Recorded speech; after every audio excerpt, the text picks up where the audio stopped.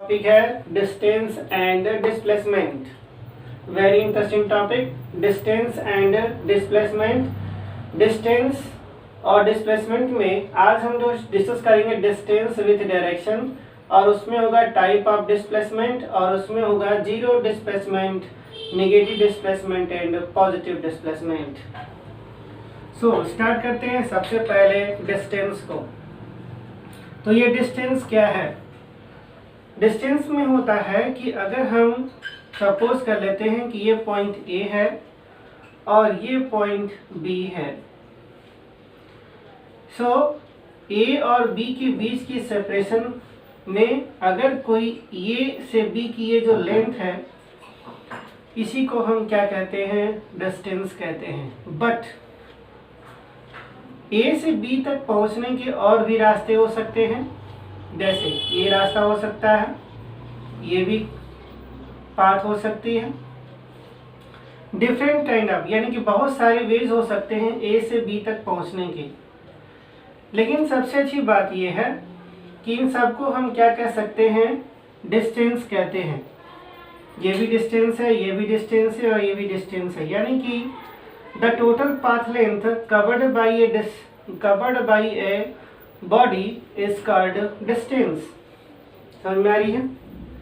The total path length covered by A object means ये हुआ कि अगर हम कोई ऑब्जेक्ट यानी कोई बॉडी इस पे अगर ट्रेवल कर रही है तो ये क्या हो जाएगी? उसकी डिस्टेंस हो जाएगी। अगर कोई ऑब्जेक्ट इस वाले पाथ पे, मान लो पाथ नंबर 3 है, पाथ नंबर 3 पे मूव कर रही है, ए से बी पहुंची, बड़ी मुश्किल से पहुंची, तो ये वाली जो लेंथ है इसे हम क्या कहेंगे? डिस्टेंस कहेंगे। ओके, डिस्टेंस हमेशा क्या होता है? पॉजिटिव होता है। यानी कि हम ये कह सकते हैं कि डिस्टेंस क्या है हमारे लिए? Total path length covered by the object. लेकिन अगर इसी डिस्टेंस के साथ अगर डायरेक्शन क्या हो? आ जाए, अगर इसी डिस्टेंस के साथ डायरेक्शन अगर आ जाती है तो क्या होगा? ये बन जाता है डिस्प्लेसमेंट। जरा सोचिए, ये जो पाथ नंबर 2 है, ये जो पाथ नंबर 2 है, इसमें क्या है? डायरेक्शन फिक्स दिख रही है, मैग्नीट्यूड भी फिक्स दिख रहा है, ये अलग की बात। लेकिन इसमें डायरेक्शन क्या है? फिक्स है। लेकिन इस पाथ पे, पाथ नंबर 1 पे डायरेक्शन फिक्स नहीं है, पाथ नंबर 3 पर भी डायरेक्शन फिक्स नहीं है, इसलिए ये डिस्प्लेसमेंट नहीं हो सकता। लेकिन इस एग्जांपल से एक बात समझ में आती है कि ये जो पाथ नंबर 2 है, आप ध्यान दे रहे हैं इस बात पे, ये जो पाथ नंबर 2 है, इस पाथ नंबर 2 में इसे हम डिस्टेंस भी कह सकते हैं और इसे हम डिस्प्लेसमेंट भी कह सकते हैं। लेकिन पाथ नंबर 1 और 3 को हम डिस्प्लेसमेंट नहीं कह सकते, क्योंकि इस डिस्टेंस में डायरेक्शन फिक्स नहीं है। ये बात समझ में आ रही है? इसलिए कहा जाता है कि डिस्प्लेसमेंट क्या है? डिस्टेंस विथ डायरेक्शन है। और इसी वजह से डिस्प्लेसमेंट के कुछ सर्टेन टाइप्स होते हैं, जिसे हम कहते हैं जीरो डिस्प्लेसमेंट, कहते हैं नेगेटिव डिस्प्लेसमेंट और कहते हैं पॉजिटिव डिस्प्लेसमेंट। यानी इस तरह से डायरेक्शन बेस होकर के डिस्प्लेसमेंट के 3 टाइप्स हो जाते हैं। और इसी बात पे एक छोटी सी एग्जांपल, यहाँ पे छोटा सा टर्म और डिस्कस कर लेते हैं। डिस्टेंस क्या है? डिस्टेंस एक स्केलर क्वांटिटी है। डिस्टेंस क्या है? एक स्केलर क्वांटिटी है। और डिस्प्लेसमेंट क्या है? डिस्प्लेसमेंट एक वेक्टर क्वांटिटी है।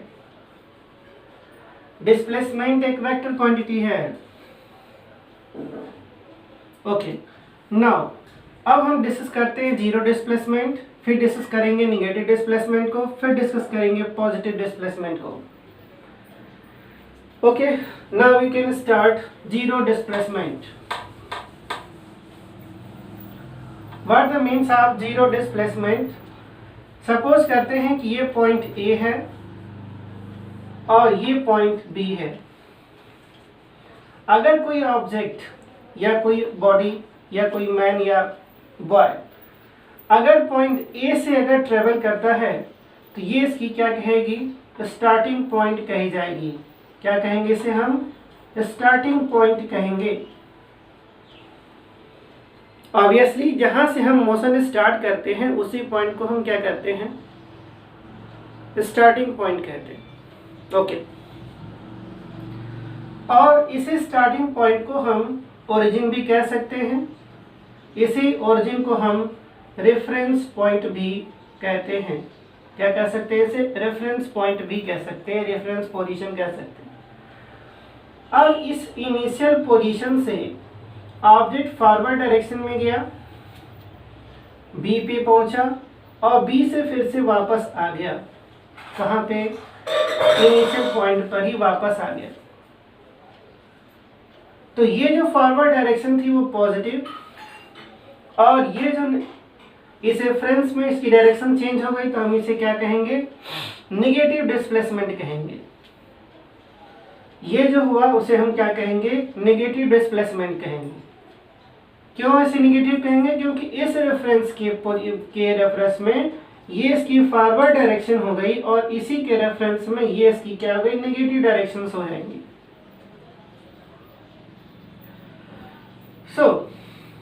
इसे समझने के लिए हम क्या करते हैं, यहाँ पर एक कोऑर्डिनेट फाइंड आउट करते हैं। जैसे ये ओरिजिन हुआ और आप सभी जानते हैं कि स्केल क्या होती है, इधर नेगेटिव और इधर क्या होती है, पॉजिटिव।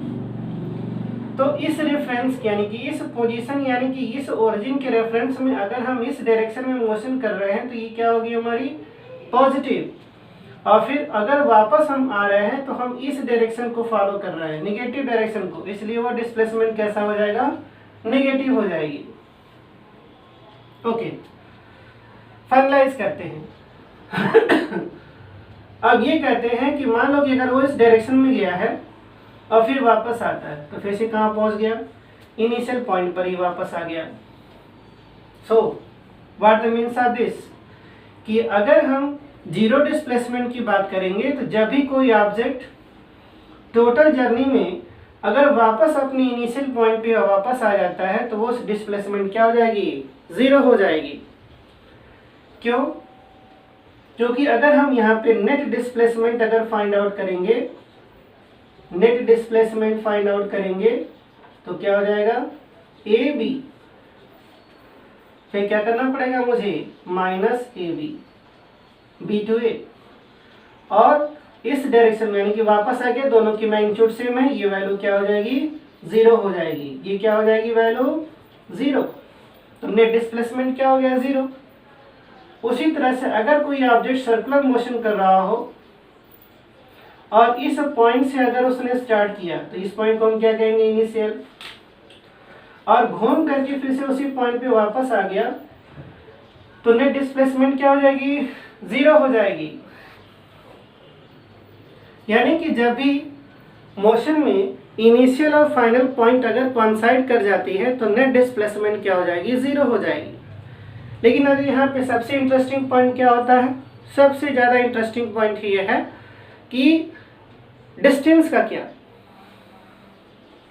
डिस्टेंस अगर सपोज कर लेते हैं कि अगर ये वैल्यू x है, a टू b की बीच की वैल्यू कितनी है, x मीटर है, तो नेट डिस्टेंस क्या हो जाएगा, नेट डिस्टेंस कितना हो जाएगा, नेट डिस्टेंस कितना होगा, इस डायरेक्शन में ट्रेवल किया उसने x, वापस भी आया उसने कितना लिया x, तो वैल्यू कितनी हो गई 2x मीटर। क्योंकि डिस्टेंस क्या होता है, total path covered by a travelling object. Okay, final करते हैं। यहां पर आते हैं, अगर इस सर्कुलर पाथ की रेडियस क्या है, r है, तो उसने क्या कवर किया है, सर्कुलर पाथ को कवर किया, तो यहाँ डिस्टेंस कितना हो जाएगा, यहाँ पे इस केस में डिस्टेंस कितना हो जाएगा 2 पाई r, circumference of the circle.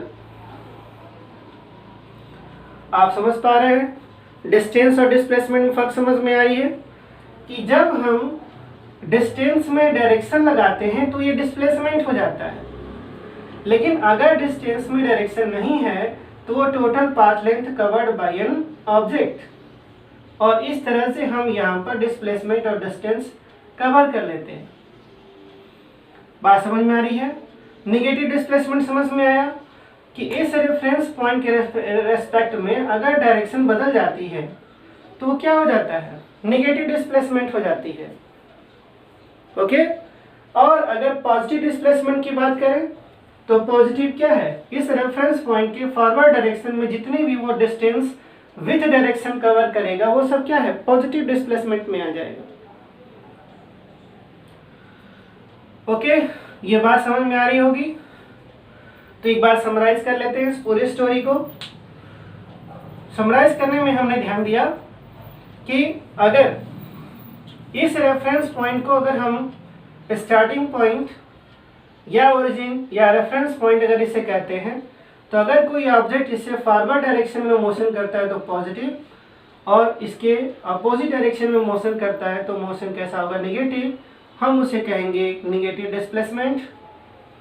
So net displacement कैसा हो जाएगा? जब वो ऑब्जेक्ट उसी पॉइंट पर आएगा तो नेट डिस्प्लेसमेंट उसकी क्या हो जाएगी? 0। It means positive negative displacement कैसे डिसाइड किए जाते हैं? इस ओरिजिन के रेस्पेक्ट से।